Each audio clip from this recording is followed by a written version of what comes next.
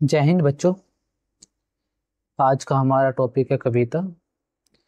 ये ये विषय, ये टॉपिक ड्यू के अंडर ग्रेजुएट कोर्स में शामिल है। तो आज हम कविता की प्रमुख विशेषताओं के बारे में विस्तार से चर्चा करेंगे कि कविता की शुरुआत कहाँ से मानी जाती है, कहाँ से हुई, इसका प्रमुख विकास किस युग में हुआ। चलो आइए इस शुरुआत करते हैं। तो चैनल की शुरुआत करने से पहले, टॉपिक की शुरुआत करने से पहले आप इस चैनल को सब्सक्राइब कर लें। कविता। आधुनिक कविता की शुरुआत 19वीं शताब्दी के उत्तरार्ध में हुई। इसका प्रारंभ भारतेंदु युग यानी कि 1850 भारतेंदु युग के आसपास से माना जाता है। लेकिन इसका जो स्पष्ट विकास है या प्रमुख रूप से जो इसका विकास हुआ है कविता का, वो 1918 से 1936 के बीच में हुआ है। इसे हम छायावाद युग के नाम से भी जानते हैं। इस समय को हम छायावाद छायावाद युग के नाम से भी जाना जाता है। तो इसमें उस समय अंग्रेजों का शासन था, पश्चिमी शिक्षा का जोर था और वैज्ञानिक दृष्टिकोण के प्रभाव से भारतीय समाज में बड़े बदलाव आ रहे थे। लोगों का दृष्टिकोण बदल रहा था, सोचने समझने का नजरिया बदल रहा था। तो इससे कविता के विषय, भाषा और शैली में भी हमें परिवर्तन देखने को मिला। जो इसकी प्रमुख जो विशेषताएं थी उस समय, वह व्यक्तिगत भावनाओं और अनुभवों की अभिव्यक्ति थी, जिसे व्यक्ति करते थे। व्यक्ति का मतलब है कि कवि या लेखक करते थे। परंपरागत विषयों की जगह सामाजिक यथार्थ, स्वतंत्रता चेतना और व्यक्ति की आत्म संघर्ष की झलक कविताओं में स्पष्ट रूप से देखी जा सकती है। तो मैंने जैसे ही बताया आपको, इसका प्रारंभिक चरण जो माना जाता है वो भारतेंदु हरिश्चंद्र के समय से माना जाता है, जो 1885 से शुरू होता है। और द्विवेदी युग में इसे राष्ट्रीय चेतना, नैतिक मूल्यों के रूप में हम देख सकते हैं। यानी कि क्या कहने का अर्थ है कि जब द्विवेदी युग आया, उसमें हम कविताओं में राष्ट्रीय चेतना और नैतिक मूल्यों की झलक देख सकते हैं। फिर आगे जाके छायावाद युग आता है। छायावाद युग में जो प्रमुख कवि लेखक रहे हैं, जयशंकर प्रसाद, सुमित्रानंदन पंत, महादेवी वर्मा, सूर्यकांत त्रिपाठी निराला जैसे कवियों ने कविता में अपनी आत्म अभिव्यक्ति, रहस्यवाद और सौंदर्य बोध को स्थान दिया। बाद में आता है प्रगतिवाद, प्रयोगवाद और नई कविता आंदोलन, जो आधुनिक कविताओं को व्यापक रूप देता है। ठीक है, ये इसकी बेटा पृष्ठभूमि थी कविता की, जिसे मैंने अभी यहाँ पर बताया। ठीक है, अब हम महत्वपूर्ण प्रश्न की शुरुआत करते हैं। प्रश्न हुआ है जो आपके पेपर में भी आ सकता है, आधुनिक कविता की प्रमुख विशेषताएं क्या हैं। तो आधुनिक कविता यानी कि हिंदी साहित्य का वह चरण जो सामाजिक, राजनीतिक, सांस्कृतिक और मनोवैज्ञानिक परिवर्तन की उपज है। उस समय जो समाज में परिवर्तन हो रहे थे, राजनीतिक रूप से उथल पथल हो रही थी, सांस्कृतिक परिवर्तन देखने को मिल रहे थे, मनोवैज्ञानिक परिवर्तन लोगों के अंदर दिखाई दे रहा था। तो वे उस समय के विचार ही इस आधुनिक कविता की उपज थी। यह कविता पारंपरिक बंदिशों से हटकर नए प्रतिमानों पर आधारित थी। यानी कि वो नए प्रतिमान, नया दृष्टिकोण दिखा रही थी, झलक रहे थे उनकी उनके वाक्यों में या उनके विचारों में। ठीक है, तो देखो, नए प्रतिमानों पर आधारित होती थी। इसका स्वर व्यक्तिगत, आत्मपरक, विद्रोही, यथार्थवादी और प्रयोगशील होता था। मतलब व्यक्तिगत, व्यक्तियों का आप संघर्ष, आत्म प्रेरक, विद्रोही, मतलब जो समय अंग्रेजों की जो शासन था, तो लोगों के अंदर राष्ट्रीय चेतना पैदा करने के लिए विद्रोही स्वर हमें इन कविताओं में देखने को मिलता है। उस समय की आधुनिक कविताओं में इसमें यथार्थ रूप भी विशेष रूप से झलकता है। आधुनिक कविता का विकास 20वीं शताब्दी की शुरुआत से माना जाता है, जैसे मैं आपको पहले ही बता चुका हूँ। जो विशेषतः छायावादी आंदोलन से शुरू होकर प्रगतिवाद, प्रयोगवाद या नई कविता या अकविता और आखिर में समकालीन कविता तक पहुंचता है। जोश के पर जो मुख्य विशेषताएं हैं, इसमें सबसे पहली है यथार्थ की अभिव्यक्ति। ठीक है? इसकी यथार्थ की अभिव्यक्ति। तो आधुनिक कविता जीवन के यथार्थ को सामने लाती है। जो आधुनिक कविताएं हैं, जो यथार्थ है, वास्तव में जो जैसा है वैसा ही प्रस्तुत करती है, जीवन के यथार्थ को सामने लाती है। आगे देखो, वह समाज में व्याप्त विषमता। जो कविताएं हैं, जो वो क्या है कि जो समाज में व्याप्त विषमताएं हैं, असमानताएं हैं, अन्याय है, शोषण है, निराशा है, अकेलेपन है, तो उसको यह स्वर देती है, उनको आवाज देती है आधुनिक कविता। यह कविता मनुष्य के अस्तित्व के संकट, भय और संघर्ष को उजागर करती है। जो आधुनिक कविताएं हैं, तो मनुष्य के अस्तित्व के संकट, उसके सम्मान, उनका व्यक्ति का अस्तित्व और जो उसके अंदर भय पनप रहा है, तो उसको एक आवाज देती है या उसको उजागर करती है। उदाहरण स्वरूप देखिए, अज्ञेय, मुक्तिबोध, रघुवीर साय जैसे कवियों की कविताओं में यथार्थ की तीव्र अनुभूति देखी जा सकती है। जो हमारे प्रसिद्ध साहित्यकार रहे हैं हिंदी के, प्रमुख रूप से अज्ञेय, मुक्तिबोध, रघुवीर साय, उनकी कविताओं में यथार्थवाद की झलक स्पष्ट रूप से देखी जा सकती है। आगे देखो, भक्तिवाद और आत्मविभक्ति। तो आधुनिक कविता का केंद्र बिंदु व्यक्ति रहा है। यह कविता कवि के निजी अनुभवों, कवियों के उनके अपने अनुभवों, संवेदनाओं और भावनाओं को अभिव्यक्त करती है। कोई भी व्यक्ति के मन में विचार उत्पन्न हुआ किसी भी विषय को लेकर, किसी भी समस्या को लेकर, या किसी भी आंदोलन या सामाजिक या राजनीतिक या धार्मिक उथल पुथल को लेकर, तो उन्होंने इस पर अपने विचारों को कविता के माध्यम से अभिव्यक्त किया। छायावाद में इसका आरंभ हुआ कविता का, परंतु नई कविता और प्रयोगवाद में इसका तीव्र विकास हमें दिखाई देता है। व्यक्तिवाद और आत्माभिव्यक्ति का,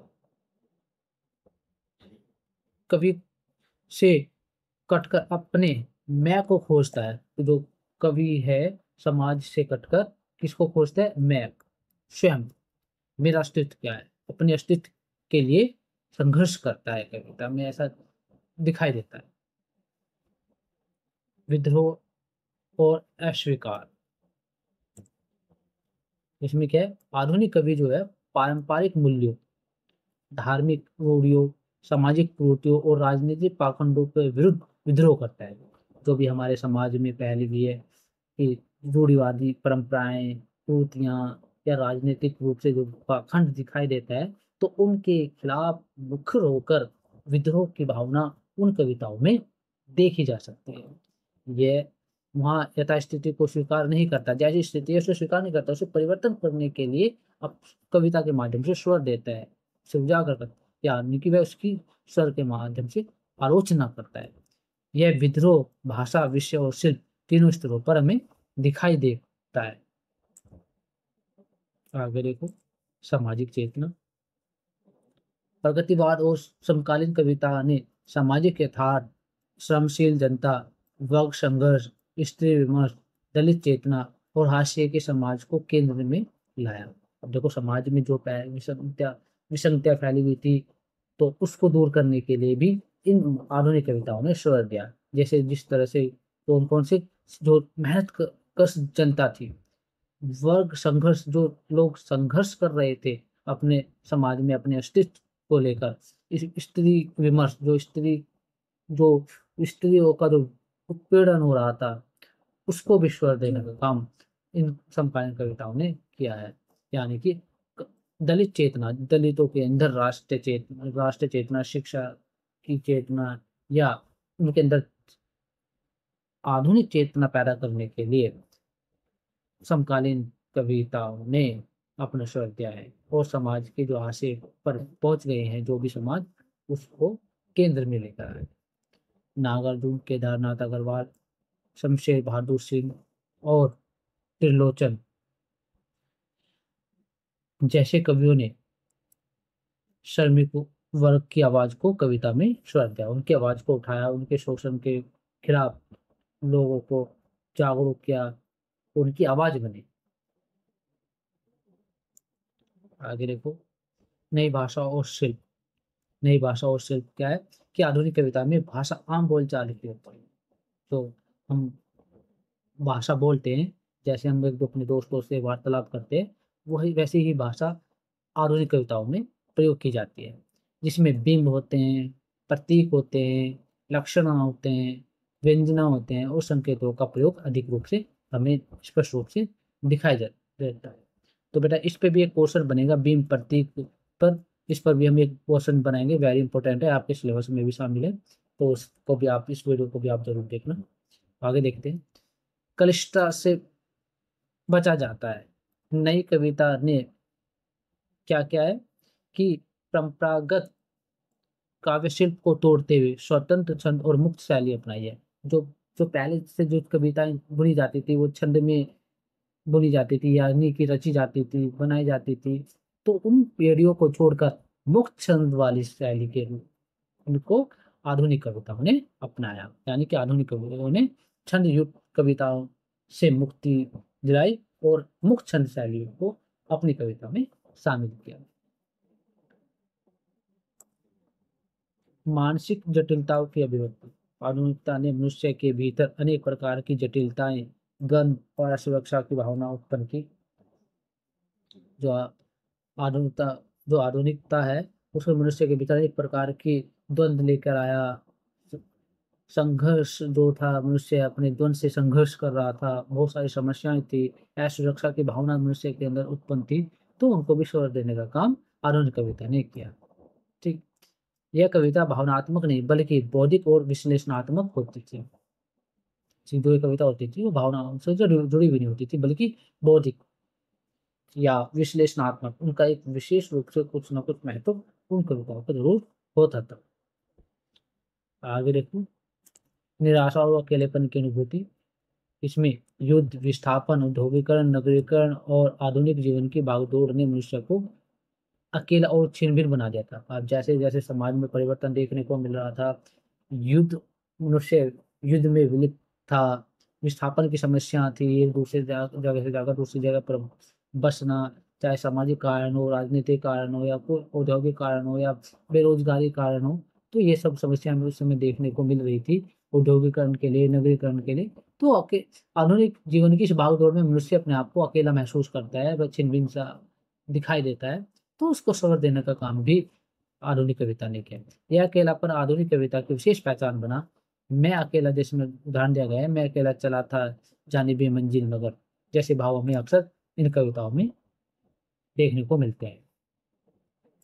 आगे देखो, अस्तित्ववाद और आत्मसंघर्ष। मुक्तिबोध जैसे कवियों ने रचनाओं में आत्मसंघर्ष और अस्तित्व की गहरी चिंता स्पष्ट दिखाई देती है।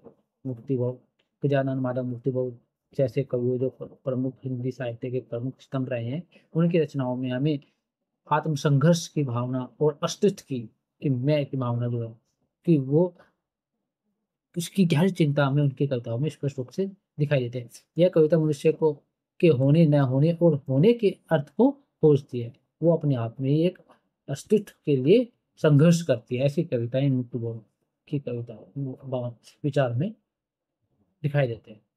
स्त्री चेतना और दलित विमर्श। आधुनिक कविताओं में स्त्री चेतना और दलित विमर्श देखने को मिलता है, कि समकालीन आधुनिक कविता ने स्त्री की अस्मिता, उसके सम्मान, स्त्री के सम्मान और स्वतंत्रता, मौलिकता और संघर्ष को प्रमुखता से अभिव्यक्त किया है।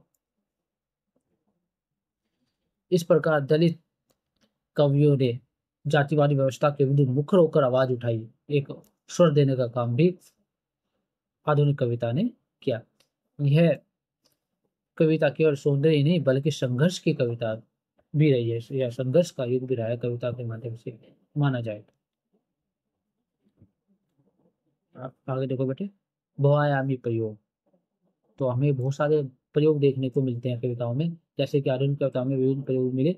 भाषा में देखने को मिला, शिल्प में देखने को मिला, विषय वस्तु में देखने को मिला, कथात्मक शैली का रूप हमें दिखाई दिया, बिंबात्मक प्रारूप दिखाई दिया, प्रतीकात्मकता का रूप दिखाया, कोलाज शैली में हमें कविताएं देखने को मिली, या अंतर कलात्मक कविताएं हमें देखने को इस युग में मिली। आगे देखो, प्रकृति का यथार्थ चित्र। प्रकृति का यथार्थ चित्र हमें इस युग में या इसके इन आधुनिक कविताओं में स्पष्ट रूप से देखने को मिलता है। आधुनिक कविता में प्रकृति अब केवल सौंदर्य का माध्यम नहीं रही है। जो प्रकृति एकदम सौंदर्य का वर्णन करते थे, उसकी खूबसूरती का, मनोहर दृश्य का, बल्कि अब ये यथार्थ और प्रतीक के रूप में भी प्रयुक्त होती थी। या जो प्रकृति का चित्रण होता था, यथार्थ और प्रतीक के रूप में भी प्रयुक्त होने लगा। तो प्रकृति भी मानव संकट की वाहक बन गई। अगर विविध काव्य आंदोलन की तो इसमें देखो, छायावाद में जो कविता थी वो आत्म केंद्रित थी, रहस्यवाद से और सौंदर्य बोध से परिपूर्ण थी। प्रगतिवाद, प्रगतिवाद में सामाजिक यथार्थ, वर्ग संघर्ष, नई कविताओं में मानसिक विश्लेषण या आत्म संघर्ष, या कविताओं में विरोध और खंडन का स्वर में दिखाई देता है स्पष्ट रूप से। संपत्ति कविता में स्त्रीवाद, दलित चेतना और बहुमंडलीकरण आदि के स्वर का स्थान हमें दिखाई देता है। उदाहरण के तौर पर देखो, जैसे मुक्तिबोध की कविताएं जैसे अंधेरे में, ब्रह्म राक्षस आदि आधुनिक जीवन की विडंबनाओं को अत्यंत जटिल और प्रभावी चित्रण प्रस्तुत करती है। नागार्जुन की भोजपुर और अकाल और उसके बाद जैसी कविताओं में सामाजिक विषमता और जनसंघर्ष की अभिव्यक्ति हमें स्पष्ट रूप से दिखाई देती है। कमलेश, धूमिल और रघुवीर शाह जैसे आदि कवियों की कविताओं की रचनाओं में व्यवस्था विरोध और आम आदमी की पीड़ा को हम देख सकते हैं। अब निष्कर्ष के तौर पर हम बता सकते हैं कि आधुनिक कविता परिवर्तन का प्रतीक है। यह कविता परंपराओं के खंडन से नहीं बल्कि उनकी पुनर्व्याख्या यानी कि परिवर्तन के रूप में, यह नई दृष्टिकोण के रूप में जन्मी दिखाई देती है। यह मनुष्य की बदलती संवेदनाओं, उनके संघर्ष, उनके द्वंद्व और खोज की कविता है, जो संघर्ष करता रहता है। तो अपने अपने द्वंद्व से या अपने आप से या समाज से या राजनीतिक पृष्ठभूमि से, तो वो हमें भी इन कविताओं में स्पष्ट रूप से दिखाई देता है। इसमें न केवल कवि की आत्मा बोलती है, बल्कि समय की चीख, समय का यथार्थ और भविष्य की प्रतीक्षा भी सुनाई देती है। तो यहाँ पर ये प्रश्न खत्म होता है। मुझे उम्मीद है कि आपको ये प्रश्न समझ में आया होगा। अगले प्रश्न में हम जल्दी मिलते हैं। तब तक के लिए आप इस वीडियो को लाइक करें, सब्सक्राइब करें। जय हिंद।